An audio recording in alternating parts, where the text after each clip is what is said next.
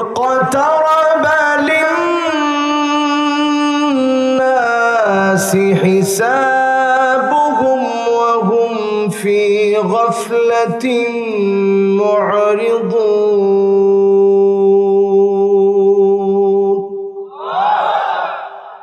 ما يأتيهم من ذكر من ربهم محدث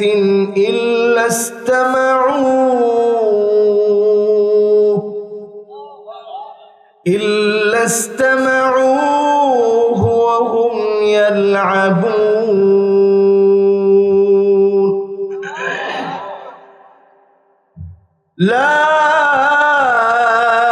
لاهية قلوبهم وأسروا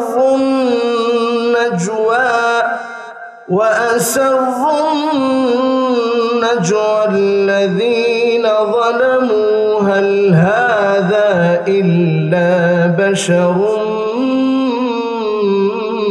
مثلكم أفتأتون السحر وأنتم تبصرون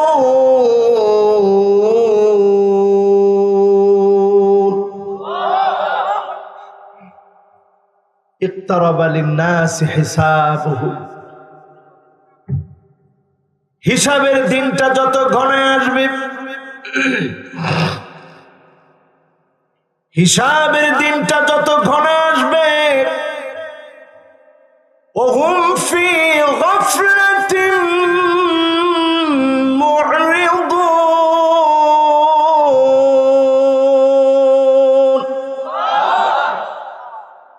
হিসাবের দিনটা যত ঘনায় আসবে মানুষের ভিতরে গাফলতি ক্রমে ক্রমে বেড়ে যাবে। এখন একটু তাকায় দেখেন, হিসাবের দিন মানে কিয়ামতের সময়টা যত ঘনিয়ে আসছে, আল্লাহর সামনে যাওয়ার সময়টা যত ঘনিয়ে আসছে, আমার চক্ষু বন্ধ হওয়ার সময়টা যত ঘনিয়ে আসছে, দুনিয়ার সময় শেষ হওয়ার সময় যত ঘনিয়ে আসছে, মানুষের ভিতরে অবহেলা তত বেড়ে যাচ্ছে, মানুষ তত গাফিল হয়ে যাচ্ছে, মুখ ফিরিয়ে নিচ্ছে। যখনই গাফিল হয়ে যাবেন, যিনি পাকড়াও করবেন তিনি কে? একটু তাকায় দেখেন দুনিয়ার মানুষেরা আজ থেকে 1450 বছর আগে আল্লাহর নবী দুইটা আঙ্গুলকে একত্রিত করে বললেন আনা ওয়াসসাআ, আমি আর কিয়ামত এত কাছে। দুইটা আঙ্গুল এইভাবে রাখলে যত কাছে, মাঝখানে কোনো ফাঁকা নাই। দুইটা আঙ্গুল যত কাছে, আমি আর কিয়ামত এত কাছে। 1450 বছর পার হয়ে গেল মুসলমান, এখন এসে হিসাব মিলায় দেখেন, তাকালি মনে হয় সকাল হওয়ার আগে যিনি বড় বড় বিপদের পরে বিপদ দিতে পারেন তিনি কে? একটু হিসাব মিলায় দেখেন আমরা কি করতেছি। এমন সময় আসবে ইদা তুখিজাল ফাইয়ুতু আলা, ছোট ছোট আলামতের কথা বলছি। এমন সময় আসবে পুরো দেশটাকে নিজের মনে হবে, জনগণের সম্পদ সব নিজের সম্পদ বলে মনে হবে। এমন যখন শুরু হয়ে যাবে, স্পষ্ট বুঝে নিবেন কিয়ামতের সময়টা বড় সন্নিকটে, ঠিক না বেঠিক? 2 নম্বরে দেখবেন ওয়াল আমানাতু মাগনামা, আমানতের খেয়ানত হবে। এখন তাকায় দেখেন, যেই দিকে তাকাবেন আমানতদার বলতে মানুষ খুঁজে পাওয়া যায় না। নেতারা যখন আমানতের খেয়ানত করে, কর্মীরা যখন আমানতের খেয়ানত করে, বড় বড় ব্যক্তি যখন আমানতের খেয়ানত করে, পরিষ্কার ভাবে বুঝে নিবে কিয়ামতের সময়টা সন্নিকটে।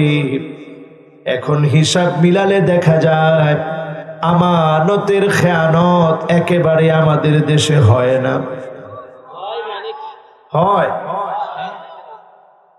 এরপরে দেখবেন যাকাতু মাগরামা,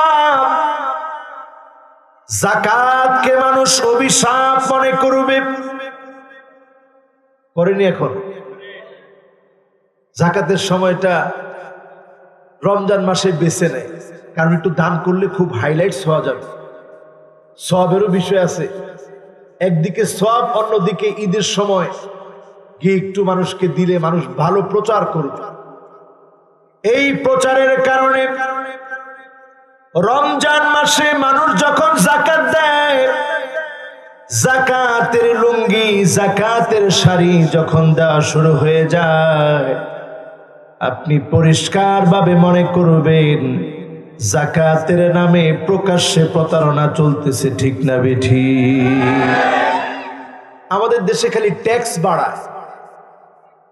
যদি কোরআনুল কারীমের একটি বিধান আমাদের দেশে যদি এস্টাবলিশ করা যেত, শুধু যদি যাকাত ভিত্তিক সমাজ বিনির্মাণ করা যেত, অর্থনৈতিক এমন একটা ঊর্ধ্বগতি এই দেশে দেখতেন আপনারা স্বচক্ষে, দরিদ্র মানুষ এদেশে খুঁজে পাওয়া যেত না। ঠিক কিনা বলেন? এরপরে তাকায় দেখবেন 4 নম্বরে ওয়াতুল্লিমাদ্দিন লিগাইরিদ্দিন। এমন সময় আসবে দিন শিখবে, আলেম হবে, বক্তা হবে, খতিব হবে। অনেক বক্তা, অনেক খতিব সেদিন ধরা পড়ে যাবে। বড় ভয় লাগে মাহফিলে যখন কথা বলি, এত এত মানুষ কথা শোনার জন্য আসে। আপনার নিজের ইখলাসের যা পরিষ্কার করতে না পারেন, আল্লাহ সেদিন বলবেন কেন ওয়াজ করেছিলি? বক্তা বলবে লিআজলিক, তোমার জন্য ওয়াজ করেছি, তোমার জন্য তেলাওয়াত করেছি, তোমার জন্য বয়ান করেছি। আল্লাহ বলবে কাযাবাতা, তুই মিথ্যা বলেছিস, আমার জন্য করো নাই। মানুষ তোমাকে বক্তা বলবে, খতিব বলবে, জন্য ওয়াজ করেছিলি, বক্তব্য দিয়েছিলি, বড় কারি সেজেছিলি, আজকে তোর কোনো মূল্য নাই। সেদিন আল্লাহ পাক বলবে আলেমকে লটকায় ফেলো, চেহারাটা নিচের দিকে দিয়ে দেওয়া হবে, পাটা উপরের দিকে দিয়ে দেওয়া হবে। আলেম সেদিন ব্যর্থ হয়ে যাবে আল্লাহর আদালতে।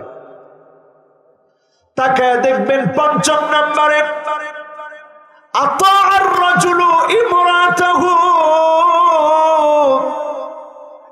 এমন সময় আসবে কথায় কথায়, ইঞ্চিতে ইঞ্চিতে, প্রত্যেক পদে পদে স্বামী তার স্ত্রীর আনুগত্য করবে। এখন করে কি করে না? কিছুদিন আগে ফিরোজ সাহেব নামে একজন বাবা মারা গেল। আহারে, 24টা ঘন্টা পার হয়ে যাচ্ছে, 2 ছেলে একজনও লাশের কাছে আসেনি। একজন একটু অসুস্থ, আর একজন খুব চালাক, খুব সুস্থ। মা নিজে সাক্ষাৎকার দিয়ে বলেছে, সন্তান পুত্রবধূ 2 জন মিলে দরজার ভিতরে হাত দিয়ে, হাতের মধ্যে চাপা দিয়ে মায়ের হাত ভেঙে ফেলেছে। মা বলতেছে এক বেলা খাবার দিয়েছে, ভাত দিলে তরকারি নাই, তরকারি দিলে ভাত নাই। যেই সন্তানের জন্য কোটি কোটি কোটি টাকা রেখে গেল ব্যাংকে, ঢাকা এক বাড়ি, নরসিংদী আরেক বাড়ি, সব পড়ে আছে। বাপ দুনিয়া থেকে চলে গেছে, সন্তান দাফন কাফনের জন্য পর্যন্ত আগায়া যায় নাই।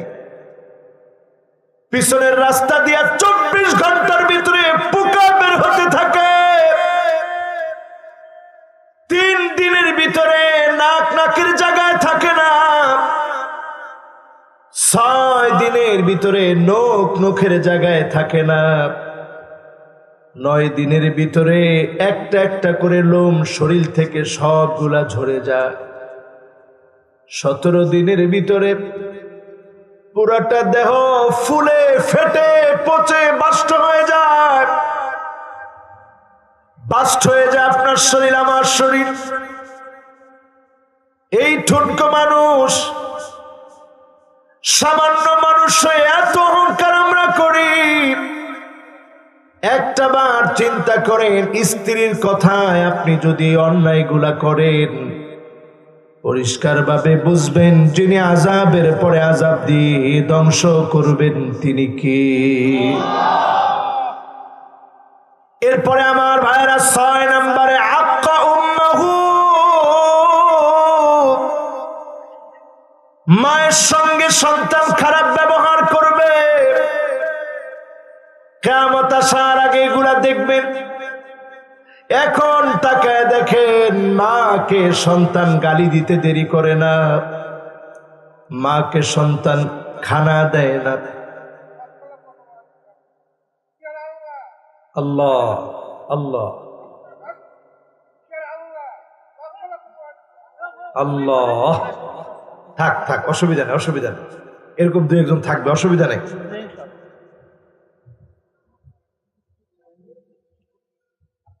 জি, এরকম থাকবে 2-1 জন, অসুবিধা নেই। থাক, ওনারে উঠানো যাবে না, উঠানো যাবে না। থাক থাক থাক থাক। মাশাআল্লাহ। মুরব্বী আসেন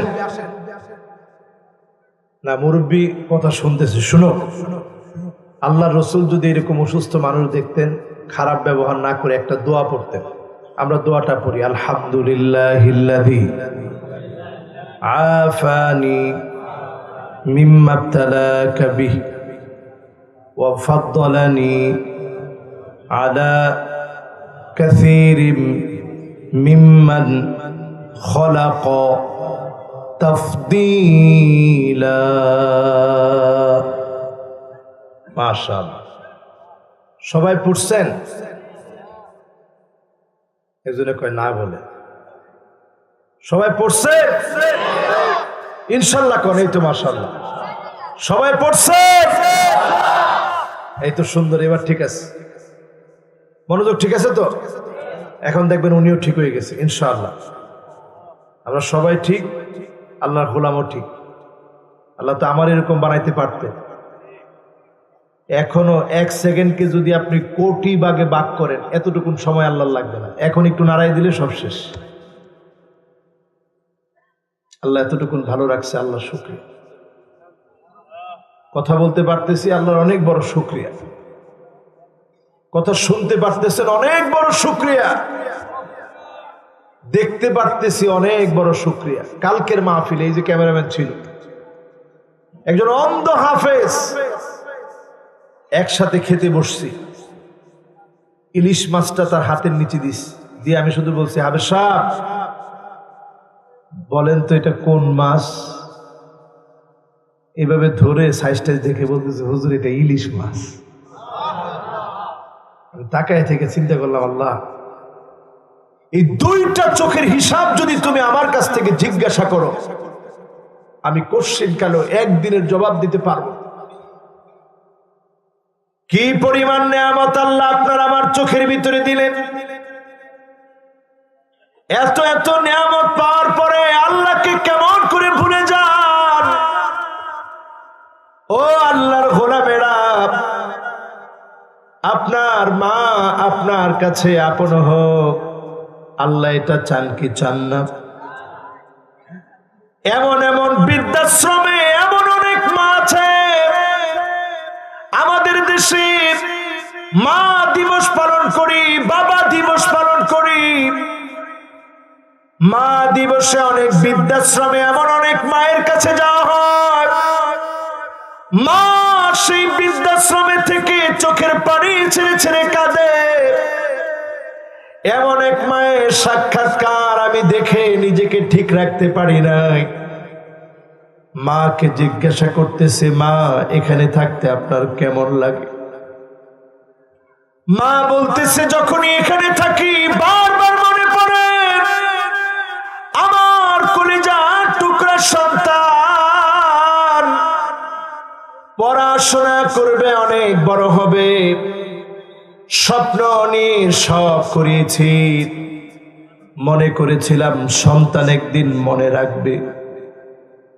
আমার ছোট্ট একটা পেটে তেমন জায়গা নাই, কিন্তু সেখানেও আমি আমার সন্তানকে জায়গা দিয়েছি আমার পেটে। দুনিয়াতে এসেছে, মানুষের বাড়ি বাড়ি কাজ করে সন্তানটাকে লালন পালন করেছি, আশা করে পড়িয়েছি একদিন আমার দুঃখ থাকবে না, সন্তান আমাকে মনে করবে। আজকে সন্তান অনেক বড় চাকরিজীবী, অনেক টাকাওয়ালা, সন্তানের স্ট্যাটাস অনেক হয়ে গেছে, মাকে মানতে পারে না। এমন দৃশ্য যখন দেখবেন স্পষ্ট মনে করবেন গাফলতির সময় চলতেছে, যিনি আযাবের পর আযাব দিবেন তিনি কে? এখন এই দৃশ্যগুলো আমরা দেখি কি দেখি না? এরপরে আমার ভাইয়েরা 7 নম্বরে চলে যায়, আদনা সাদিকহু,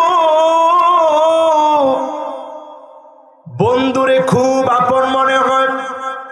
এখন দেখবেন অনেক সময় যুবকরা free fire, PUBG, Likee, TikTok এই সমস্ত কারণে বন্ধুদেরকে একেবারে কলিজার টুকরা মনে করে। ঠিক একটা যুবকও বলে না, এখনো যুবকরা ঠিক বলে না। তুমি তোমার যেই বন্ধুকে আপন মনে করতেছ, আকসা আবাহু, নবীজি 8 নম্বরে বললেন বাপকে সন্তান দূরে ঠেলে দিবে, বন্ধুকে আপন বানাবে।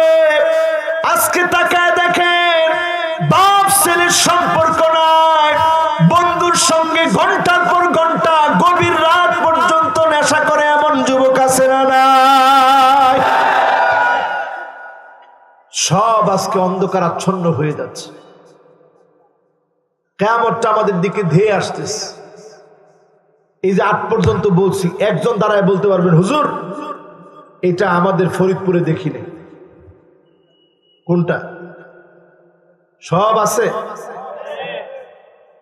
এবার 9 নম্বরে দেখবেন, যাহারাতিল আসওয়াতু ফিল মাসাজিদ, এমন সময় আসবে মসজিদের ভিতরে হট্টগোল শুরু হয়ে যাবে, ইমাম সাহেব খতিব সাহেবকে আঙ্গুল নাড়ায়া মাতখুর গুন্ডা বেনামাজি ইমাম সাহেবকে ধমক দিয়ে কথা বলবে, ঠিক না বেঠি? হয়নি? এগুলা হয়? ইমাম সাহেব দেরি হয়েছে কেন? একদিন ইমাম সাহেবের ধরেন 5 মিনিট দেরি হয়েছে, উনি তো একটা মানুষ না রোবট, উনি একটা মানুষ। একদিন এক জায়গায় নামাজ পড়তে গেছি, ইমাম সাহেবের সাথে খুব তর্কাতর্কি, হুজুর দেরি করেন প্রায় সময় 1 মিনিট 2 মিনিট দেরি হয়ে যায়। আমি কইলাম আজকে কতক্ষণ দেরি হয়েছে? কয় হুজুর আজকে 30 সেকেন্ড দেরি হয়েছে। আমি বললাম 30 সেকেন্ড, এটা আপনি গণলেন কেমনে? কয় না, ওই যে মসজিদের এখানে তো লাগানোই আছে, ঘড়ি দেওয়া আছে, ঘড়ি দিয়ে দেখা যায় সব, দেখেন না ডিজিটাল ঘড়ি, সব দেখা যায়। এরকম সবসময় করে ইমাম সাহেব।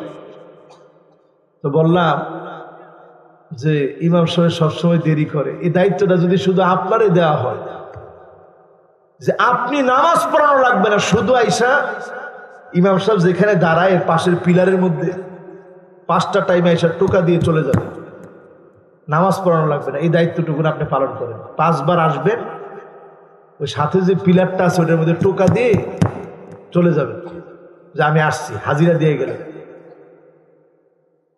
কয় হুজুর নামাজে তো আসি। আমি নামাজে আসেন ঠিক, কিন্তু দায়িত্ব নিয়ে প্রতিদিন এক টাইমে আসা এটা সহজ কথা নয়, ঠিক না বেঠিক? খতিব সাহেবের মুখে মুখে যখন কথা বলা হবে, আযাবের পরে আযাব আসবে। 10 নম্বরে তাকায় দেখবেন সাদুল কবিলা ফাসিকদেরকে দিয়ে এলাকা যখন ফাসিক নেতাদেরকে দিয়ে ভরপুর হয়ে যাবে, এলাকায় এলাকায় যখন ফাসিকরা নেতা হয়ে যাবে, পরিষ্কার ভাবে বুঝে নেবেন কিয়ামতের সময়টা বড় সন্নিকটে, ঠিক না বেঠি? এখন কয়জন আলেম ওলামা নেতা আছে? ভালো নামাজি দিনদার পরেজগার নেতা আসেনি? আছে। এরপরে দেখবেন আমার ভাইরা, 11 নম্বরে দেখবেন জাইমুল কওমি আরজালুহুম, বড় বড় নেতা দুশ্চরিত্র লম্পট যখন হবে, পরিষ্কার ভাবে বুঝে নিবেন কিয়ামতের সময়টা বড় সন্নিকটে, ঠিক না বেঠি? এখন দেখেন আমাদের দেশে একজন খুব কথা বলতো, গতকালকে দেখছি আবার নতুন করে সে সাক্ষাৎকার দিচ্ছে। আমি অবাক হয়ে গেছি যে মানুষের যদি একটু লজ্জা শরম বোধ থাকে সে আবার মিডিয়ার সামনে আসে কেমন করে? সে এসে বলতেছে আমার প্রতিমন্ত্রীগিরি আগে তো ছিল না, এরপরে একটা সময় আসছে, একবার এখান থেকে আরেকবার এখান থেকে, দুইখান থেকে আমি প্রতিমন্ত্রীগিরি করছি, কিন্তু পরে দেখলাম যে অনেক কিছু ঝামেলা হচ্ছে, কাজে আমি প্রতিমন্ত্রীগিরি আমি বাদ দিয়ে দিছি। চিন্তা করেন, এই রকম যখন আপনারা দৃশ্যগুলা চোখে দেখবেন, লজ্জা বলতে যাদের কিছুই নাই, সম্মান যাদের নাই, এত বড় বেইজ্জতির পরেও মিডিয়ার সামনে যারা কথা বলতে পারে, এদের চরিত্র কেমন একটু যাচাই করে দেখবেন। এমন আলামতগুলা যখন দেখবেন, পরিষ্কার ভাবে বুঝবেন কিয়ামতের সময়টা বড় সন্নিকটে, ঠিক না বেঠি? 12 নম্বরে চলেন আমার ভাইরা, এমন সময় আসবে উকরিমার রাজুলু মাখাফাতা শাররিহি, খারাপ দুশ্চরিত্র লম্পট ব্যক্তি হওয়ার পরেও মানুষ সামনাসামনি দেখলে দেখবেন সম্মান করে। আল্লাহর হাবিব বলতেছেন কেন সম্মান করে? শোনো, এই জন্য সম্মান করবে নির্দোষ মানুষটাকে, নিরপরাধ মানুষটাকে খুনি, গুন্ডা, বদমাইশ, অপরাধী সাজায় দিবে, ঠিক না বেঠি? এরকম সময়গুলা চলে আসবে।